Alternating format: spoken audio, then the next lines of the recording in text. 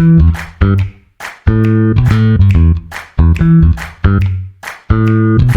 listening to the Common Fan Podcast, a Husker football podcast for the common fan, by the common fan.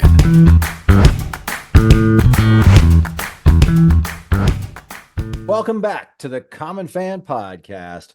I am TJ Burkle with Matty Owens Sr. and Geoff in Lincoln.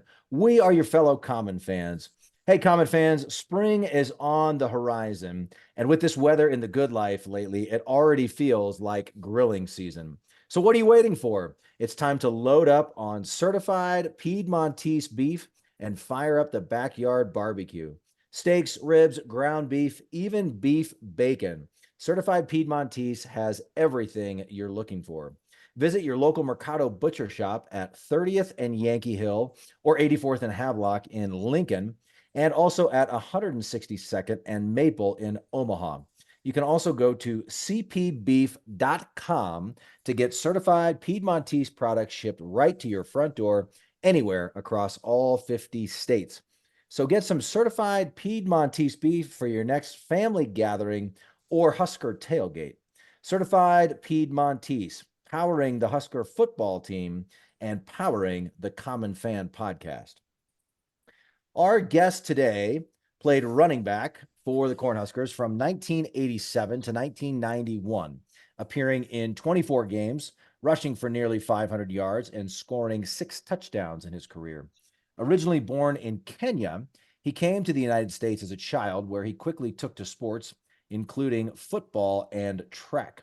He's a member of the Omaha Creighton Prep Hall of Fame and currently serves as president of the Husker Football Letterman's Association.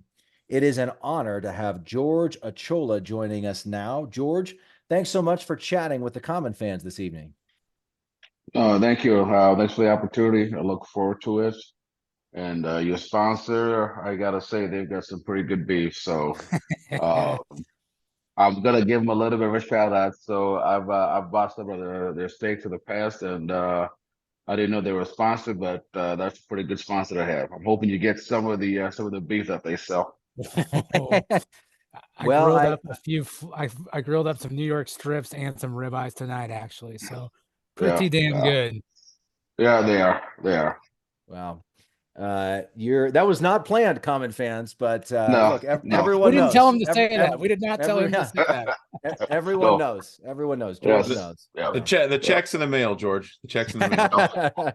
I was glad when they opened up the one in Omaha, because I used to stop to the one in Lincoln. When the time I had business in Lincoln, I'd stop by there and grab something. But when they opened up the one in Omaha, it's literally half a mile from my house, so it's really, really nice. Nice. Oh, that's fantastic. Yeah, wonderful. Yeah.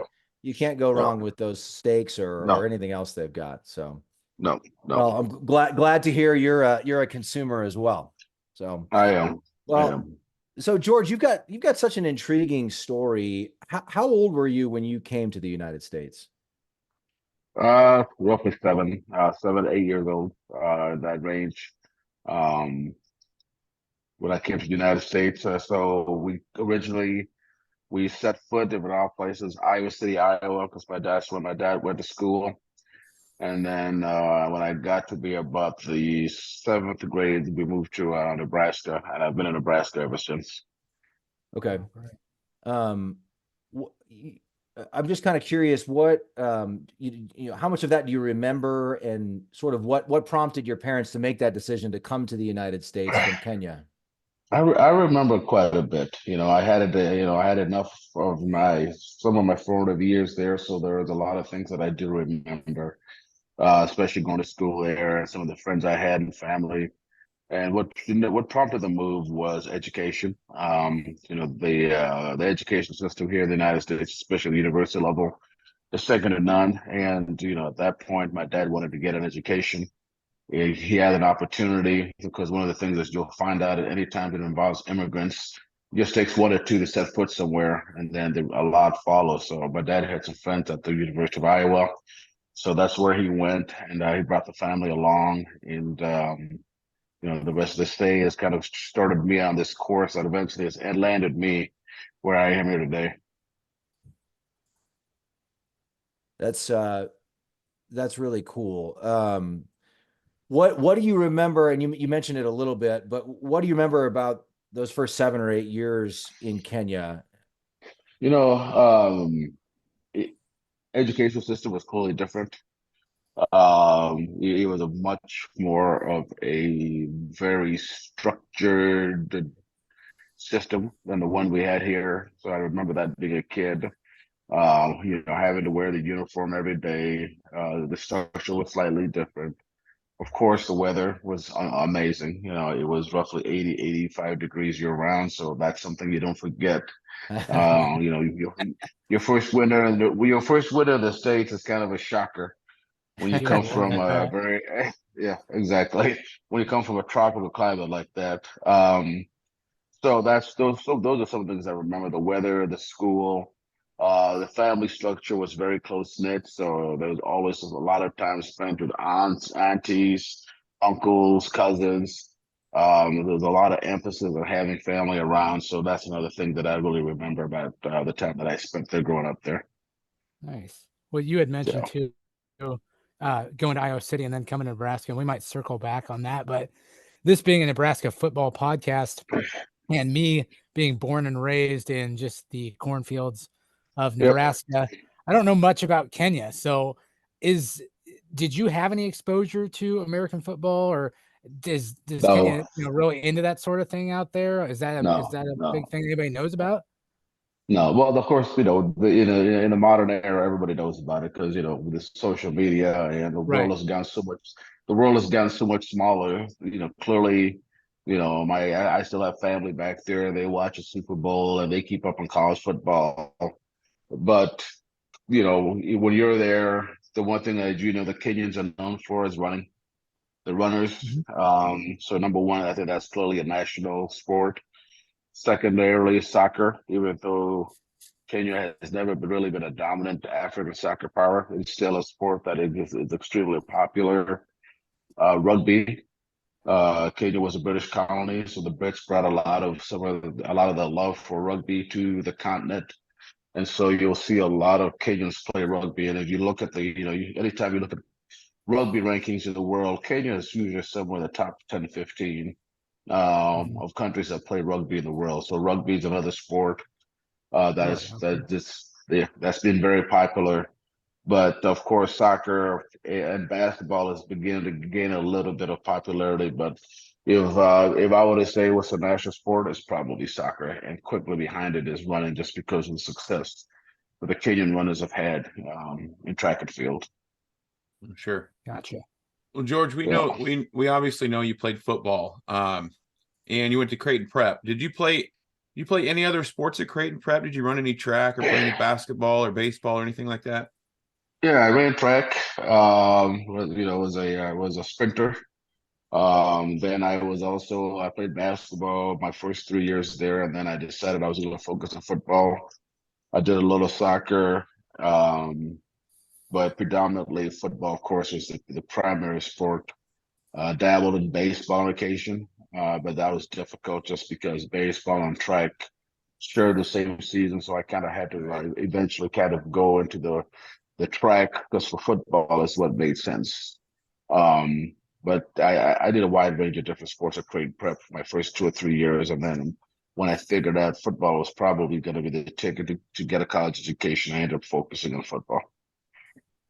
Very cool. Very cool. I have a backup. I have another question after that, more related to Iowa City versus Lincoln. Now, when you were first in Iowa City, Nebraska and Iowa weren't rivals, and now it's grown into a pretty neat little rivalry. How much better is Lincoln than Iowa City? You're trying to get me in trouble, aren't you? No, never. You are trying to get me in trouble. Because the last thing I need is people from Iowa City trying to get me. No, they're very different, of course. Yeah, you said they were not rivals, but they were rivals. When I was growing up, and I don't know, I haven't told a lot of people this story, so this is probably a story that a lot of the fans will hear for the first time. Yes. When I decided to be a college football player, I lived in Iowa City, Iowa. and I'll never forget this. I snuck into the University at Kinnick Stadium, named after a guy from Omaha. All the weird things in life. And I watched Iowa play Nebraska. And No kidding. Nebraska had come in with Roger Craig, Remington. That's that 19, I want to say it was probably 1981, 82 time frame, right before I'd gone to Iowa to Omaha. And I watched that game, and Nebraska beat Iowa 10-7. And that's where Nebraska was that was the beginning of the really powerhouse 80s Nebraska programs. And I remember running onto the field after that game. I think I'm probably 8, 9 years old at this time. And I remember looking at the size of these guys, and I was shaking their hands in the line. The fans had somewhat stormed the field because it was a big win for Iowa. Yeah, and I remember shaking the hands of that these Nebraska guys were massive. I mean, they were massive. And it was something clicked in my mind, and I said, you know what? I think I can do this. And that's kind of when I made the commitment to myself that I wanted to be a college football player. Crazy dream for a kid at that age. But it was at that game, of all games, that I decided that I was going to be a college football player. Iowa beat Nebraska 10-7 in Kinnick Stadium. And I went on the field, and I fell in love. There was just something about it that I fell in love with. And that was a little passion after that. Awesome. That's That a is great, that's great really memory. cool. Yep. So when did you start? I'd be kind of curious. When did you start actually playing tackle football? And it's one thing. A lot of kids watch college football and say that's going to be me. But then when did you realize, hey, I'm pretty good at this. I could be a college football player. Yeah, of course, like everybody else, I did the flag football thing. I think I was gifted a little bit with speed. I think that kind of came to the forefront early on in my youth. So flag football is what I always did. And then I got to junior high, and I started playing tackle football 7th, 8th grade at junior high. Was I a good player? Yeah. Was I what I would call an outstanding player? I don't know. I mean, I think I was a decent player. Then I got to prep. My freshman year, had a good year. Sophomore year, I made varsity as a sophomore. Started some games, and I think that's when the light bulb kind of went on that, hey, I think I can do this. I think there's an opportunity here to do this. And then the letters started coming in from Coach Osborne and some of the other coaches around the country. So that's kind of when it was cemented in my head. Okay, this is something I'm going to be able to do. Awesome. Beautiful. So probably around you said around your junior year or so, you started to get letters. Yep. So, Around my junior year. Yep. Just curious, who are some other programs that recruited you besides Nebraska? Nebraska. I mean, I'll tell you the ones I took my trips to, because I was, like everybody else, I was getting letters from everybody at that era. But Nebraska, Notre Dame, Penn State, Colorado, Iowa, Arizona State, and then just about everybody else that you can think of. But those are kind of the main 5 that I had focused on. Wow, 5 or 6. Those are some pretty big time programs. Even now, I mean, back then, there's some of the big dogs, and a lot of those still continue to be. That's impressive. No, it was it's one of those things that you tell your kids about it, and they look at you and go, "Yeah, right." But, Exactly. Yeah. Well, that's an impressive offer list. You may have seen Jeff's eyes light up, because this is a Nebraska football podcast. Did you not get to meet Lou Holtz? I just need to know. I got to meet Lou Holtz. I got to sit in his house and have a one-on-one conversation with Lou Holtz. That's kind of the way he recruited. Oh my dear Lord. And that's when you decided not to go to Notre Dame. No. No. Yeah, I'm not TJ, trying to you get you in keep trouble. Lou Holtz's name out of your mouth, all right? You keep his name out of your mouth. George, Jeff is in addition to being a Nebraska fan, he grew up in a Notre Dame household. So he got it. That's why he's got quite the affinity for Lou Holtz and all things Golden Domers. So we have a lot of those elements here. 2 of my good friends in high school played there. 3 of my good friends in high school played there. Mickey Anderson, Dave Jandrick, and Gina Bryant were all with me at prep, and they went to Notre Dame. So Oh, they were my wow. recruiting. Yeah, they were my recruiting hosts. So yeah, I got to know Notre Dame pretty well.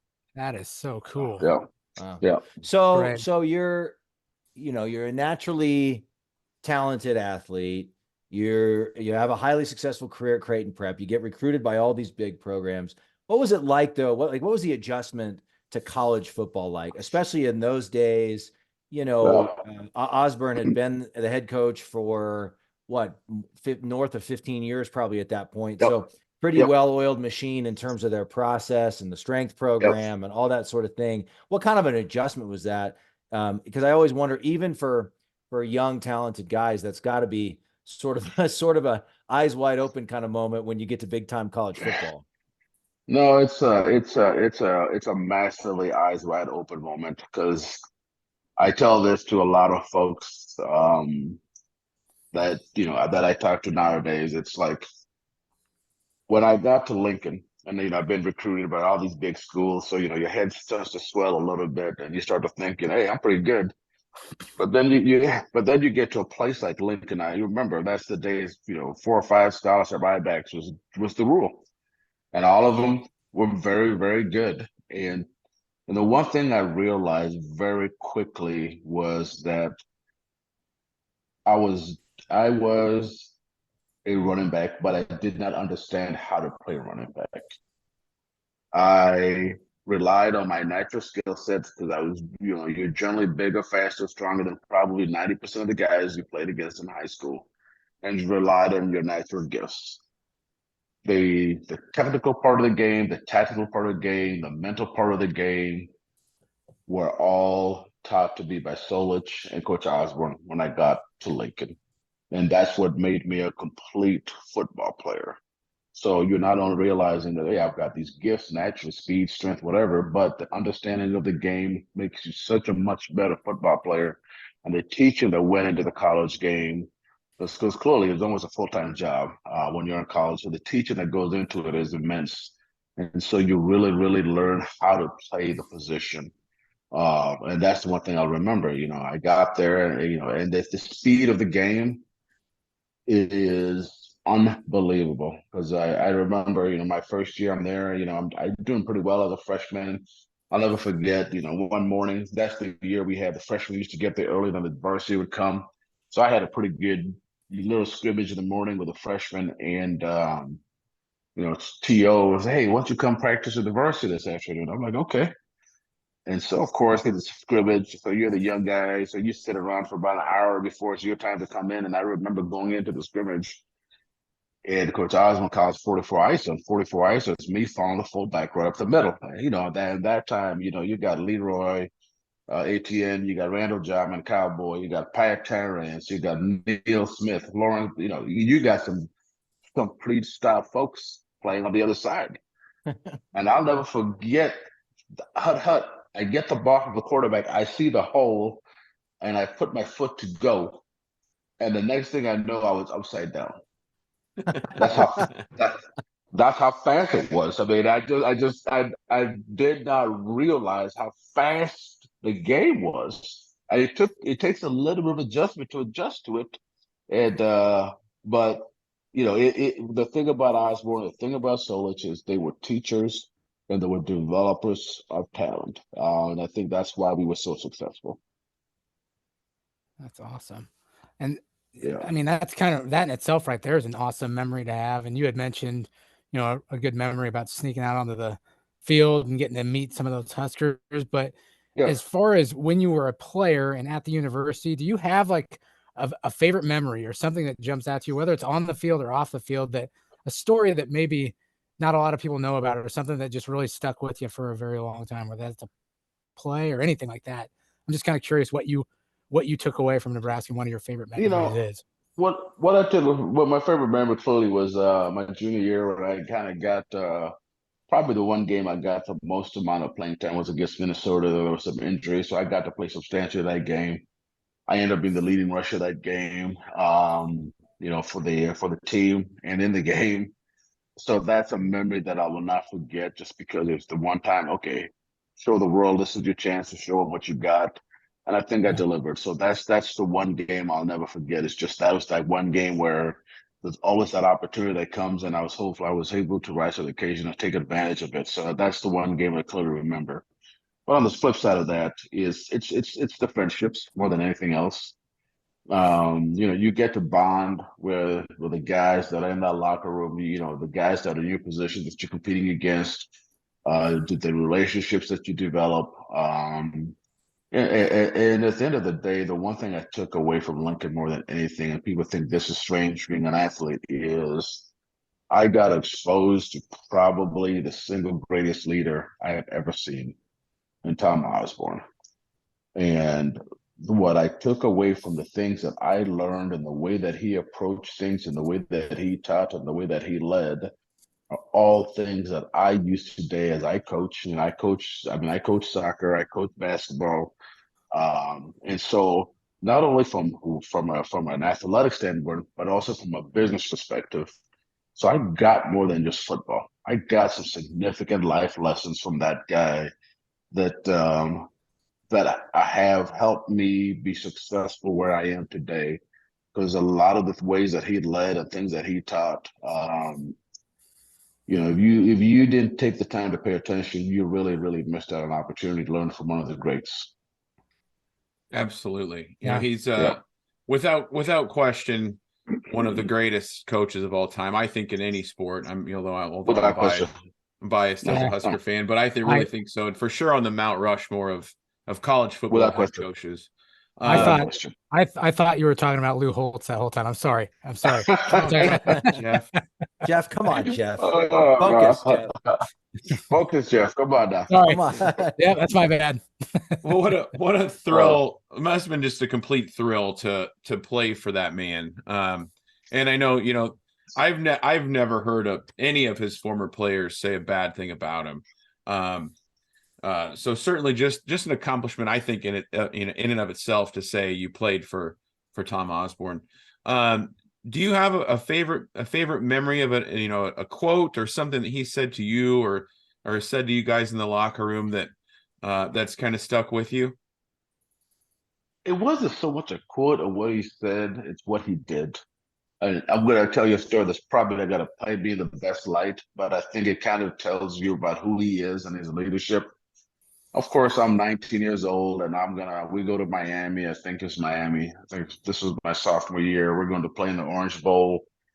And so I'm reddish. I'm a red shirt. And so me and some of the other knucklehead red shirts, we decide, oh, you know what? We're going to skip out after bet check and go hit the town. Okay. Of course, we do that. And, I wouldn't bore you with all the details, but let's just say there was a second bet check that happened. There was a second bet check that happened that night. And of course, I wasn't in my room. And so I literally got home. The sun was coming up. And I think I might have been in bed 15 minutes when I heard the knock on the door. Coach wants to see you downstairs. And so I go down there. And when I walked in the room, I knew exactly what was going on because I saw all the faces. I'm like, okay, these are the guys who were out last night. So something happened. Okay. Of course, he gets up there in his own Tom Osborne way, and he starts going down the list of, hey, I'm not going to give up any names, but hey, Joe Smith, were you in your room? Yes. Oh, no. Mike Brown, right down the list. And then, of course, he comes to me. Yeah, coach, I wasn't in my room. I was out. Then he got to these two other players we all not name who kind of decided that they were going to double down and said, oh, I was in my room. And so he passes through the first one. He goes to the next guy. Nope, I was in my room. So now,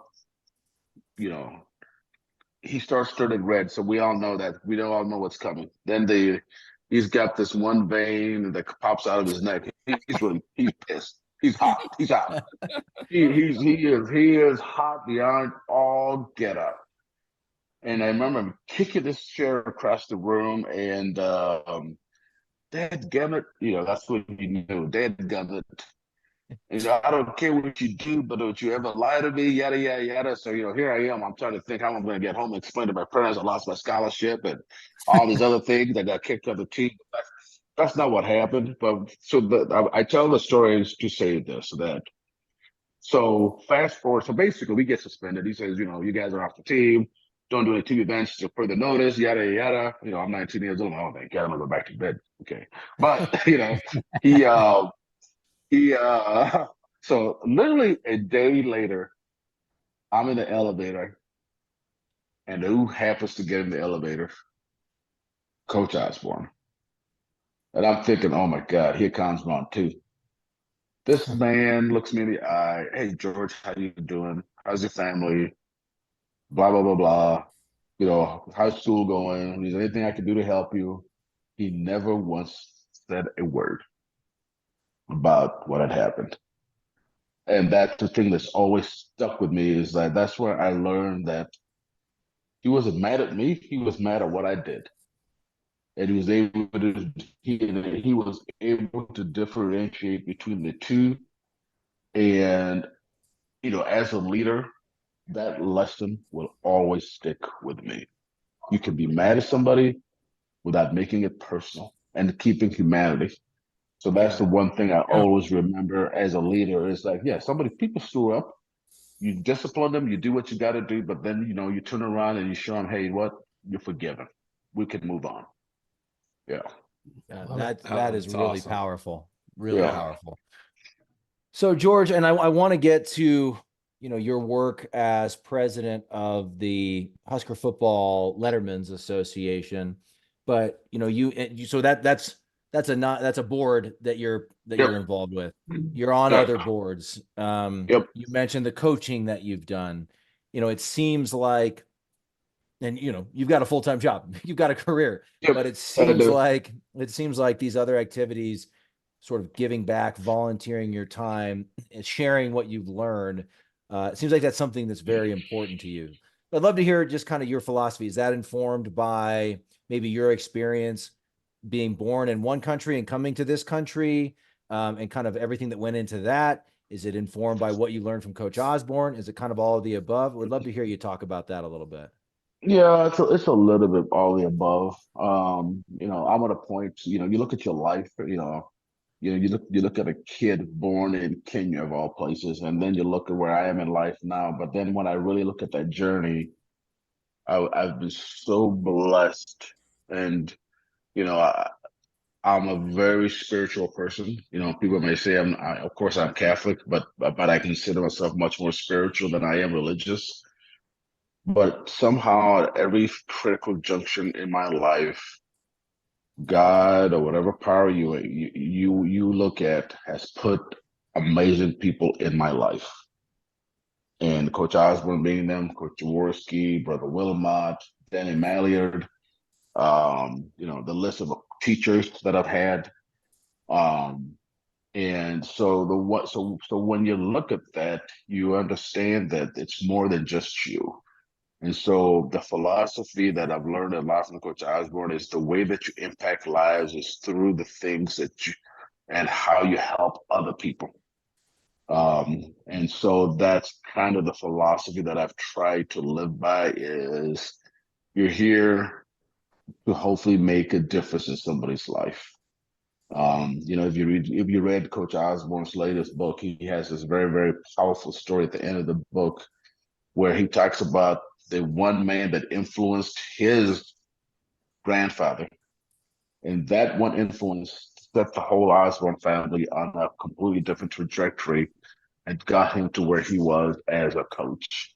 And so, I don't know who that may be for me. I don't care really, but my part of my purpose here is, can I be the person that hopefully makes that difference in somebody's life? So maybe that the trajectory of their life and the trajectory of their family's life has changed. Because for me, all the different individuals that have run into my life one way or another, some of them negative, some of them positive, but overall mostly positive, have shaped it in me that it is my obligation to try to do what I can and as much as I can to find a way to help other people maybe have the same, if not more, opportunity than I did. I love that. Wow. Like seriously, that's fantastic. Like, I liked you from the start, but I keep liking you more and more as we get deeper into this, man, for real. That's great. Thank you. Well, with you being the president of the Husker Football Letterman's Association, just for, again, we call it the Common Fan Podcast for a reason.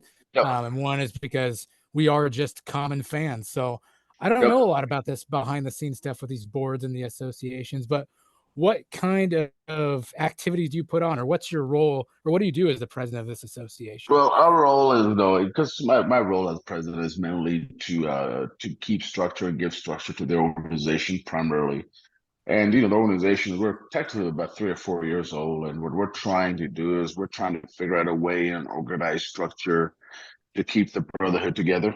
Because this thing, goes back to the 50s, and before that, all the way to the current time. So we've got that whole stretch of folks that are within the organization, but it's hopefully a place where we can put a little bit of structure to former players. We do our annual reunion every year. We'll pick a big game and we have a reunion. We have former players come. We're going to try to do some things with Coach Rule. We're going to try to do some things as far as mentoring with current and former players. So the whole idea is it's a place where us as former players can convene and have a voice, hopefully a unified voice of some structure as things occur within the program, and have conversations with Trev or the athletic director, have a direct line to Coach Rule. But it's mostly a way of just keeping us unified and keeping us together. Because one of the things that when I kind of started doing this, and this will shock you probably, is when I talked to some of the alumni folks at the university, one of the single hardest groups for them to track down after they leave the university are the former football players, which was shocking to me. But when I really realized, I thought about it, and when I'm 21, 22 years old, I put those pads down for the last time when I walked out of there in January of '92. It's like you just move on, and so it's kind of a way of keeping us linked to the program. Nice. Yeah, absolutely. And especially, I think something that to be said for, in the last, 20 years, we've had more coaches come through here than in the history of Nebraska. And, some guys have loyalties to their guy, their guy that coached them. And really, I think it sounds like a really cool organization to kind of keep it all about the letter N on the side of the helmet. And you played for the Scarlet and Cream. And that's a brotherhood, no matter who coached you. Absolutely. So how many former players are we talking here that are a part of the association? Is it just anybody that's played football for Nebraska and earned a letter can join you guys?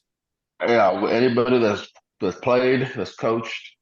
If you were at say if you're an equipment manager, we left it pretty broad that anybody that's been part of that family. And that's well over 1,500 people right now. So but it's predominantly for the Letterman. You do not have to have lettered necessarily to be a member. If you played, you can also be a member. But it's a way of just keeping everybody somewhat unified. Yes. Awesome. So there's probably some pretty outstanding athletes in the association. You guys ever strap the pads on one more time, maybe do some tackling drills or something like that? Yeah. I don't think you want to see some of these guys in pads anymore. I think someone still think they can play, but you say no. Yeah, it's probably a little limping going on in the when the Letterman's Association gets together. A little limping, a little complaining about knees and backs and. Yeah. Knees, back, shoulders, you name it. Yeah. Well, how far does the umbrella stretch? I mean, do fan podcast hosts, would they be considered? Yeah, can we be part of the association? I gotta draw the line somewhere. So love you guys to death. But we gotta draw the line somewhere. Yeah. Well, all right, TJ, end the interview. We're done here now. don't listen to the Notre Dame fan, George. Don't I got it.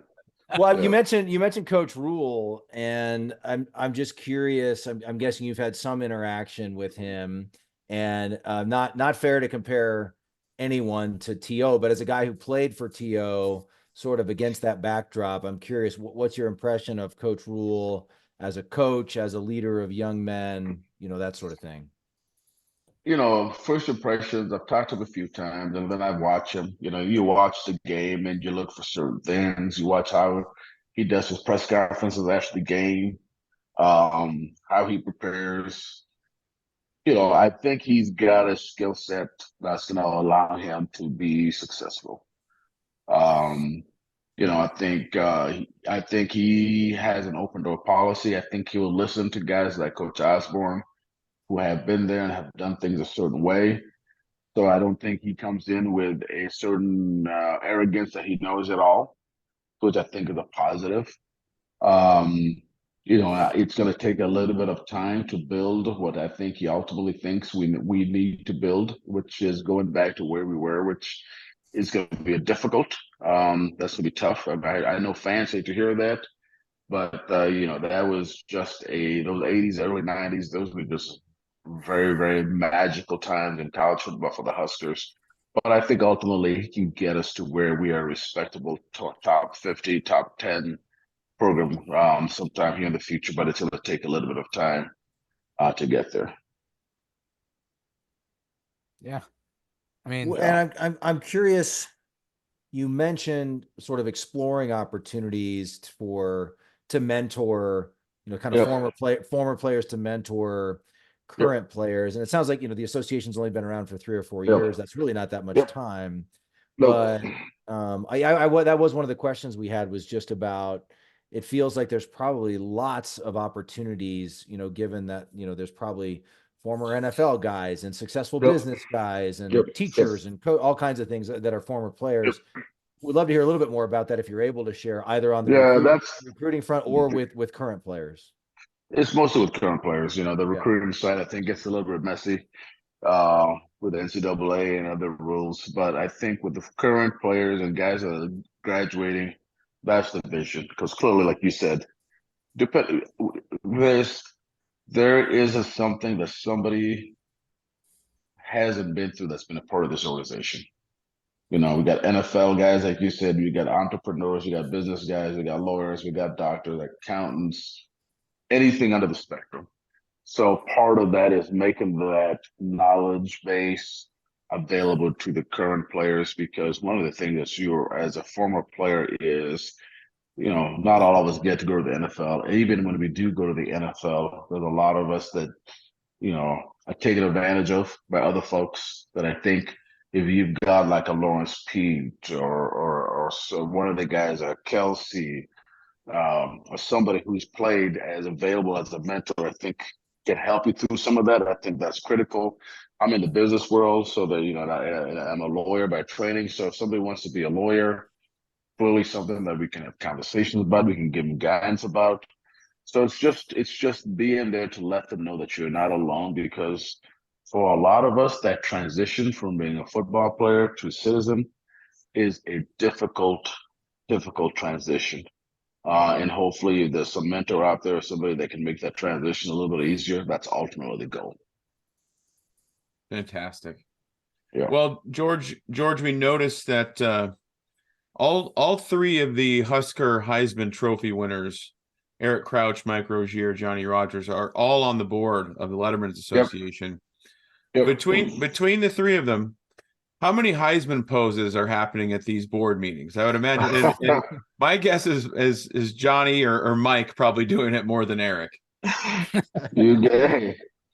Hey, Johnny the Jet, he's Mr. Heisman. Yeah. No, I think they're all humble in their own ways, but clearly Johnny he's as flamboyant and he's as great a personality as there is. Absolutely. So of those 3, Johnny, without question, is probably the most colorful one of the group. No, don't get me wrong, Eric, he's very very sharp, very smart. But Johnny, I'd have to say, is the one that is he won the Heisman. Let's put it that way. Yeah. But I will say though, whenever I always love seeing Mike Rozier at the Heisman ceremony. It seems like more years than not, Mike's there, and he always looks fantastic. He always just dressed to the nines. Maybe has a cool hat on. Oh, He's still got some swag to him. I tell people sometimes I watch it just to see what's Mike going to wear this year. Right. Yeah. But no, he's very colorful as well. We're very impressed in that regard. George, do you still keep in your role with the Letterman's Association and then sort of everything else you're involved with? Do you still talk to Coach Osborne every now and then? I do. Every now and then I do. Of course, I've got his cell phone number. He's actually a very adept texter, so he does respond. No surprise. No surprise. No surprise. So yeah, I do keep in touch with him, and sometimes I'll just call him for advice, or sometimes we talk more than just football. So yeah, he's somebody that still do keep in contact with. Yes. Well, I only ask because, if you've been listening to the Common Fan podcast, which I'm sure you have, you may recall. So last fall, we were having a conversation, and Matty O here, after they started running the option a bit, Matt suggested, hey, they should run that option pass like they used to in the old days. And sure enough, a game or two later, they ran the option pass. And Coach Rule mentioned that he got the idea from Coach Osborne. So we're pretty sure, we haven't verified this yet, but we're pretty sure that both T.O. and Coach Rule have been listening to the Common Fan podcast. They're lifting our ideas. And then, the next time you talk to T.O., just tell him thank you.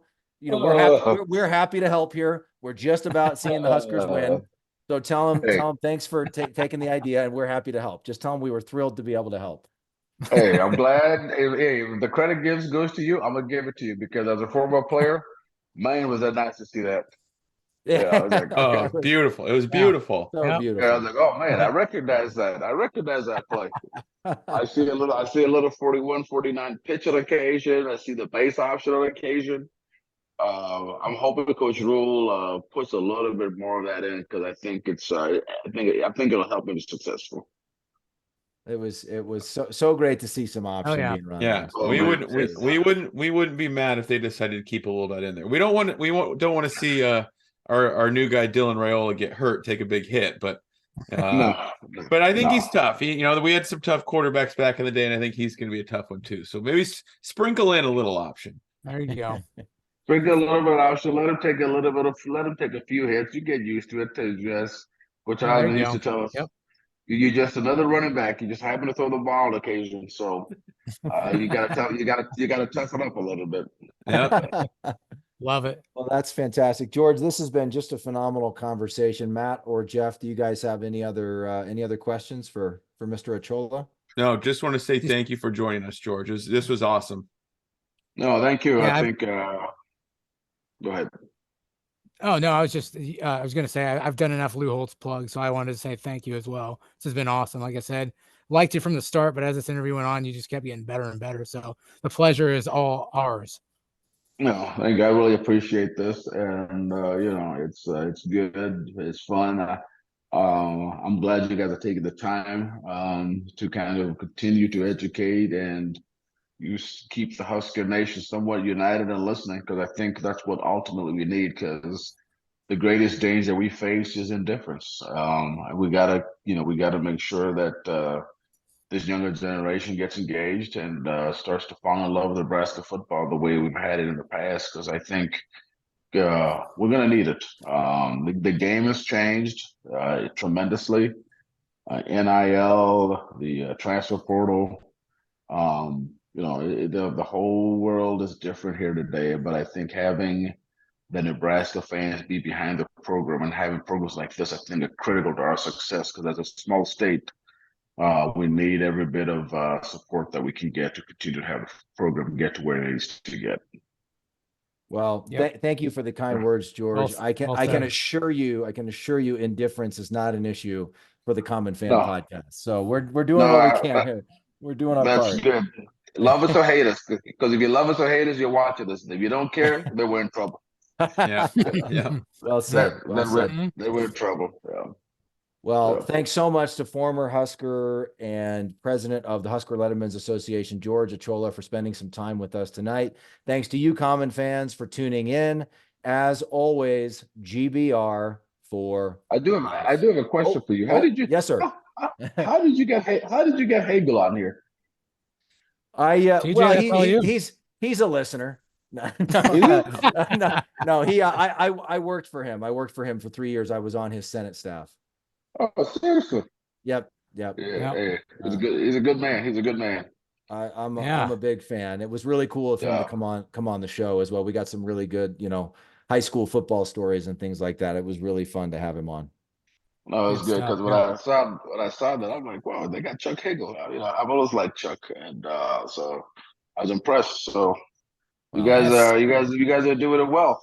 You heard it here first. George Achola was impressed with the podcast, folks. Well, we had the former Secretary of Defense, and now we had George Achola. So we're just racking up the huge guests here.